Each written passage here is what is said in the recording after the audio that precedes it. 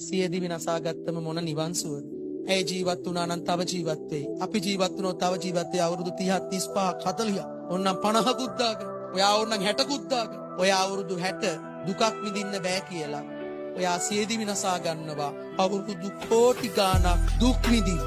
අපිටත් අපේ හිත පාලන නැති වෙලාවල් තියෙනවා. කියන්නකෝ හිත ඔයාගේද? ඔයාට ඔයාගේ හිත පාලනේද? එකම කෙනෙක් ළඟ ඔයාගේ හිත රැඳිලා තියෙද? ඔයා එක වගේම හැමතිස්සෙම හිතනවද මම වැඩ කරනවා කියලා? ඔයාගේ හිතට කම්මැලිකම එන්නේ නැද්ද? පුතේ මගේ හිතවත් මට හීලා නැත්නම් මගේ ළඟ ඉන්න වෙන එකෙක්ගේ හිතක් කොහමද මං හීලා කරා? ජීව විද්‍යානුකූලවම මිනිස්සු දෙන්නෙක් නේ පුතේ. නානත්ත කාය නානත්ත සංඥා. එහෙම තියදී මේ පවුල් දෙක, පරිසර දෙක, ශරීර දෙක, ආත්ම දෙක, හුස්ම දෙක.